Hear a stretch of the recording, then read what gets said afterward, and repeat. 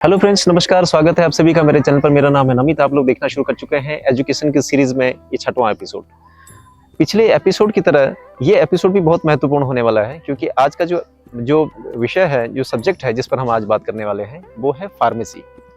Pharmacy के subject पे हम बात करेंगे और आपको बताएंगे कि मेडिकल के कोर्स में इस फार्मेसी का, यानी कि इस सब्जेक्ट का कितना महत्वपूर्ण रोल है।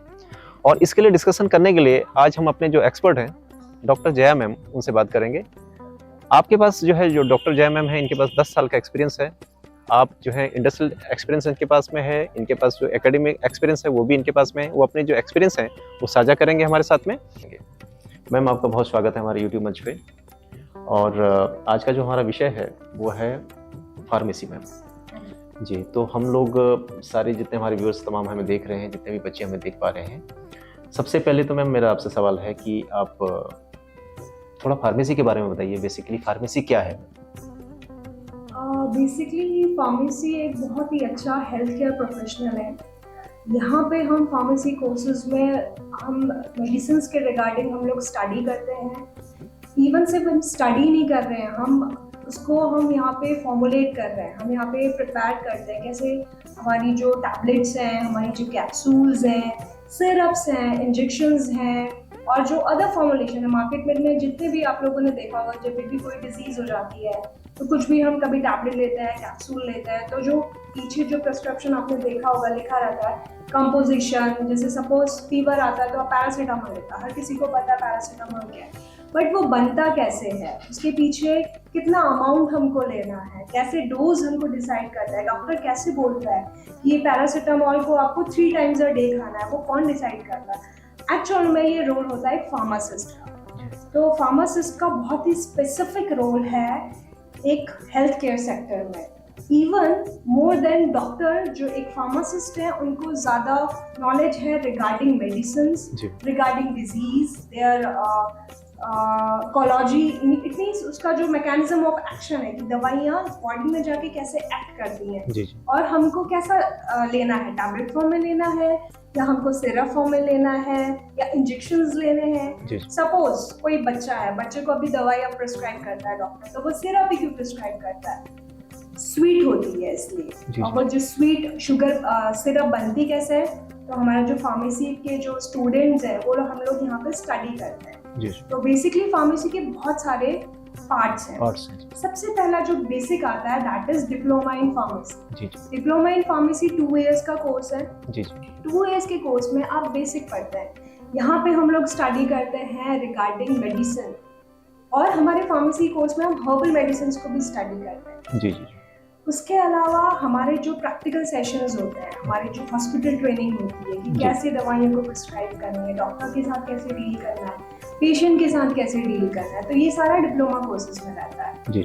उसके अलावा हमारा सेकेंड आता है बी फार्मेसी। बी फार्मेसी जो है वो टोटल 4 इयर्स का कोर्स है। 4 इयर्स के कोर्सेज में हम कंप्लीट स्टडी करते हैं रिगार्डिंग मेडिसिन, उसके फॉर्मुलेशन मीन्स उसकी प्रिपरेशन, कैसे वो बनती है। उसके अलावा हमको कैसे डील करना है पेशेंट के साथ, कोई डिजीज है, डिजीज को कैसे स्टडी करना है।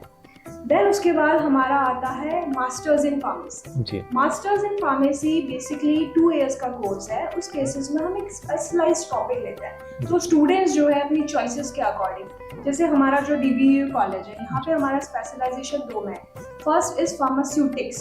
फार्मास्यूटिक्स में हम बेसिकली स्टडी करते हैं how to prepare the medicine formulation.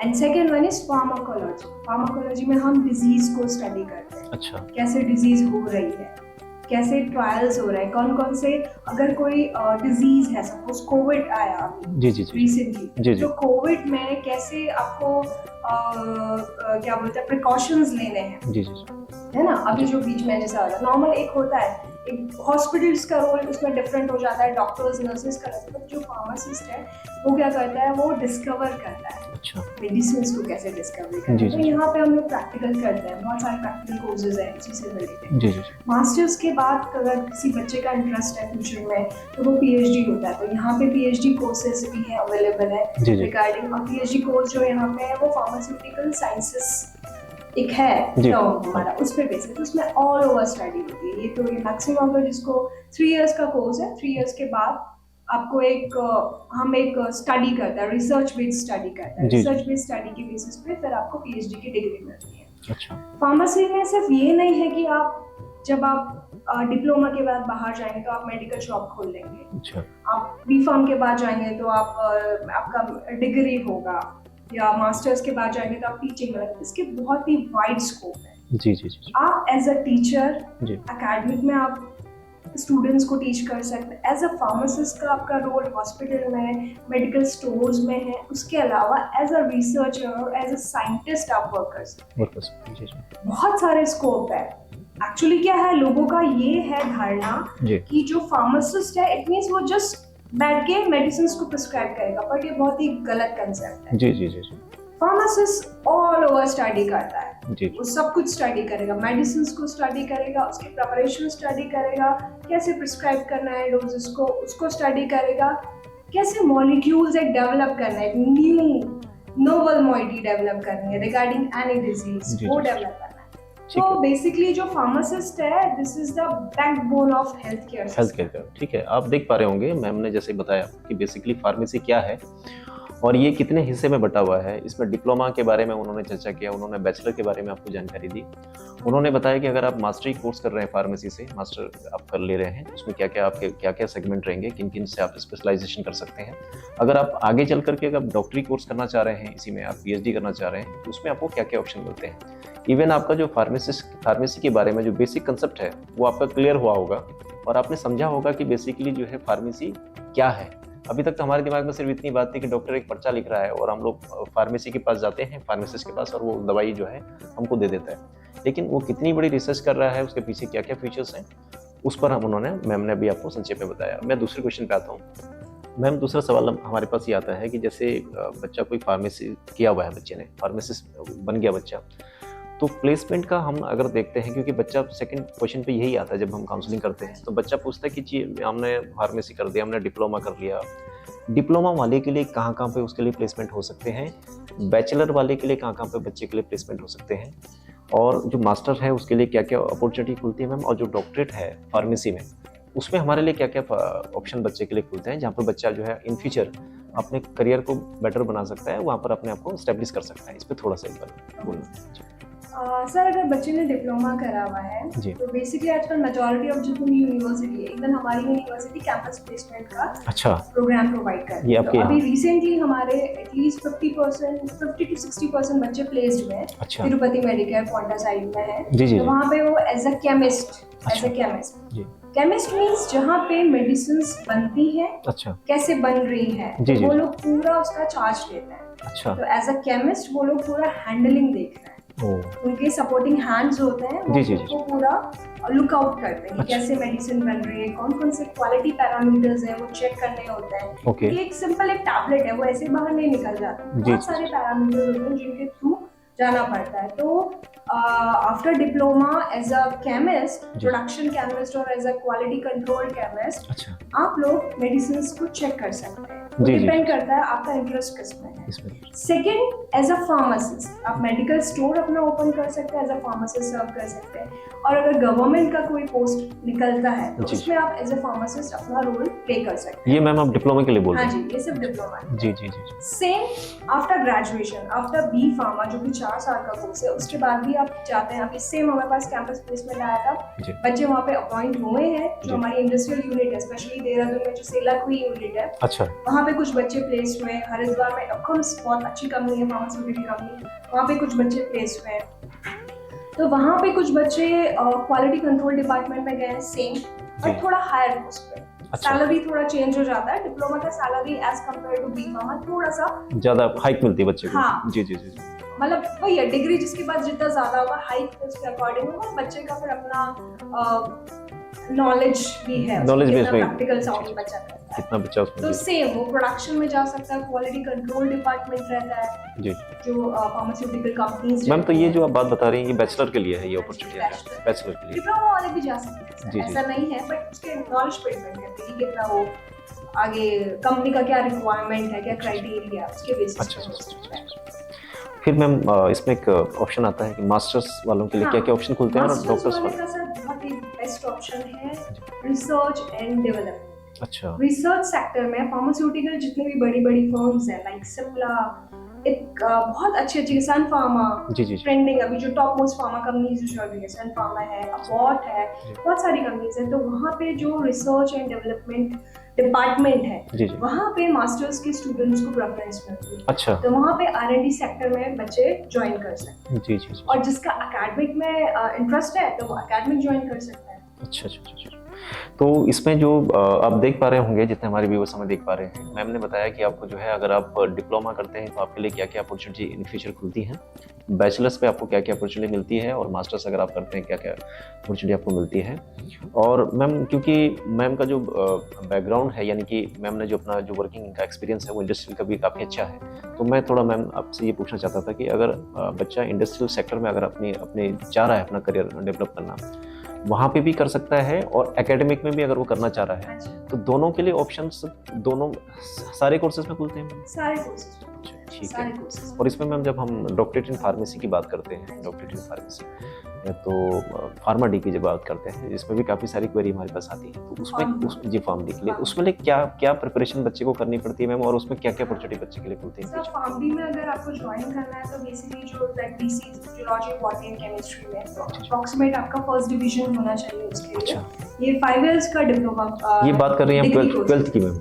Twelfth अगर आपको sir doctorate in pharma PhD की बात कर रहा हूँ। हाँ, PhD में सर बेसिकली क्या रहता है, आपका जो मास्टर्स है वो फर्स्ट डिवीजन होना चाहिए। अच्छा। और आपका जो है डिफरेंट कॉलेजेस PhD कोर्सेज कराते हैं, तो आपके कॉलेजेस के जो एग्जाम्स होते हैं, इंटरनल एग्जाम्स, वहाँ पे उसको आपको क्वालिफाई करना होता है। अच्छा। उसके बेसिस पे डिफरेंट स्पेशलाइजेशन वो बच्चे पे डिपेंड है कि वो कौन सा सब्जेक्ट चूज करे। तो उसमें मैं बच्चे को ऑप्शन मिलेंगे कि आप अगर आप डॉक्टरेट इन फार्मेसी करना चाहते हैं तो उसमें आपको क्या क्या है वो बच्चे के इंटरेस्ट के ऊपर है कि उसको कौन सा सब्जेक्ट चूज करना है। जी जी जी। बट जो बेसिक क्वेश्चंस आते हैं डॉक्टरेट के लिए वो आपके B फार्मा लेवल के ही आते हैं। अच्छा। पूरा थ्रू आउट 4 इयर्स जो कोर्स करा हुआ है वो सारे कोर्स। इसमें मैम एक चीज और भी देखते हैं हम लोग, जो बच्चा बैचलर किया हुआ है फार्मेसी, वो डॉक्टरेट इन फार्मेसी करना चाहे तो उसका क्या 1 साल का समय बचता है उसका, ऐसा कुछ है फार्मा डी करने में? फार्म डी वाले के लिए कुछ ऑप्शन? फार्म डी के लिए ऑप्शन ये है सर, फार्म डी का बेस्ट ऑप्शन है हेल्थ हॉस्पिटल्स। अच्छा अच्छा। हॉस्पिटल्स में इवन हॉस्पिटल्स के अलावा सर एक लाइन है that is called pharmacovigilance. Pharmacovigilance भी एक सेक्टर है, वो एक्चुअली किसी को पता नहीं है। जी जी जी। फार्मास्यूटिकल इंडस्ट्रीज के अलावा फार्माकोविजिलेंस एक बहुत अच्छा सेक्टर है। वहाँ पे हम जितनी भी मेडिसिन अभी जो दे रहे हैं उसकी जो टॉक्सिसिटी आती है, कभी कभी ऐसा होता है कि दवाइयाँ इंटरैक्ट करती हैं, डॉक्टर्स बोलते हैं इसको खाली पेट ही खाना है, इसको नहीं खाना है, तो वो जो रीजन है, वो जो फार्माकोविजिलेंस के जो टीम होती है वो ये सब स्टडी करता है। तो उसमें भी जो B pharm M pharm level का, इवन M फार्म लेवल का जो बच्चा है वो उसमें जा सकता है। और फार्म डी के जो स्टूडेंट्स हैं, डॉक्टरेट जो लगता है हमारा, फार्म डी भी एक कोर्स है। फार्म डी की बात कर रहा हूँ मैं आपसे। जी जी जी मैम। वो उसमें भी जा सकता है। उसमें जा सकता है। तो फार्म डी करने के लिए मैं ये कह रहा था कि जैसे फार्म डी हमारा जो कोर्सेस है, क्योंकि इससे रिलेटेड काफ़ी सारी क्वेरी आती है, बच्चा जो बैचलर किया हुआ है बच्चा वो फार्म डी करना चाहता है सपोज, तो उसके लिए क्या ऑप्शन है ma'am? Sir bachelor already 4 years का कोर्स है, उसके बाद फार्म डी 5 इयर्स का कोर्स है, तो वर्थ नहीं है। तो बेटर है मास्टर्स करें, और अगर डॉक्टरेट चाहिए तो फिर देन PhD करें।